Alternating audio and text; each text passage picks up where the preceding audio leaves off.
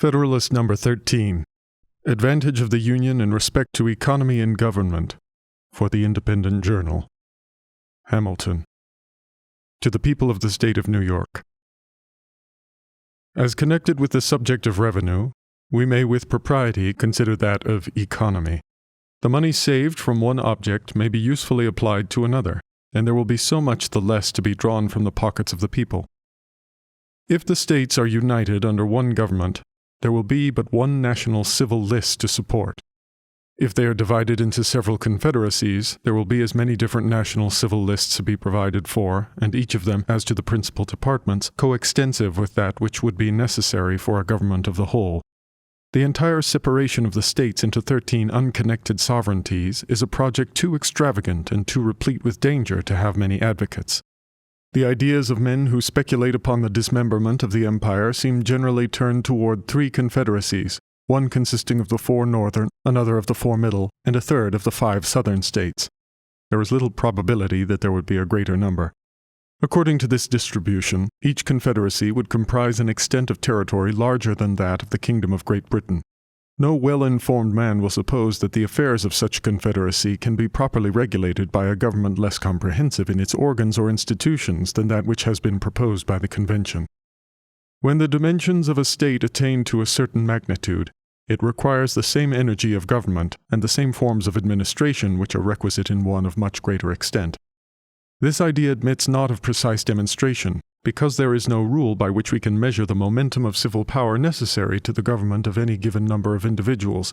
But when we consider that the island of Britain, nearly commensurate with each of the supposed confederacies, contains about 8 millions of people, and when we reflect upon the degree of authority required to direct the passions of so large a society to the public good, we shall see no reason to doubt that the like portion of power would be sufficient to perform the same task in a society far more numerous.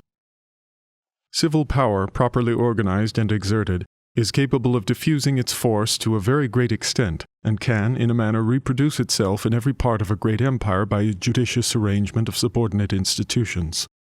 The supposition that each confederacy into which the states would be likely to be divided would require a government not less comprehensive than the one proposed will be strengthened by another supposition, more probable than that which presents us with 3 confederacies as the alternative to a general union. If we attend carefully to geographical and commercial considerations in conjunction with the habits and prejudices of the different states, we shall be led to conclude that in case of disunion they will most naturally league themselves under 2 governments. The 4 eastern, from all the causes that form the links of national sympathy and connection, may with certainty be expected to unite. New York, situated as she is, would never be unwise enough to oppose a feeble and unsupported flank to the weight of that confederacy. There are other obvious reasons that would facilitate her accession to it. New Jersey is too small a state to think of being a frontier, in opposition to this more powerful combination, nor do there appear to be any obstacles to her admission into it. Even Pennsylvania would have strong inducements to join the Northern League. An active foreign commerce, on the basis of her own navigation, is her true policy, and coincides with the opinions and dispositions of her citizens. The more southern states, from various circumstances, may not think themselves much interested in the encouragement of navigation. They may prefer a system which would give unlimited scope to all nations to be the carriers as well as the purchasers of their commodities. Pennsylvania may not choose to confound her interests in a connection so adverse to her policy. As she must at all events be a frontier, she may deem it most consistent with her safety to have her exposed side turned towards the weaker power of the southern rather than towards the stronger power of the northern confederacy. This would give her the fairest chance to avoid being the Flanders of America. Whatever may be the determination of Pennsylvania, if the northern confederacy includes New Jersey, there is no likelihood of more than one confederacy to the south of that state. Nothing can be more evident than that the 13 states will be able to support a national government better than 1/2 or 1/3 or any number less than the whole.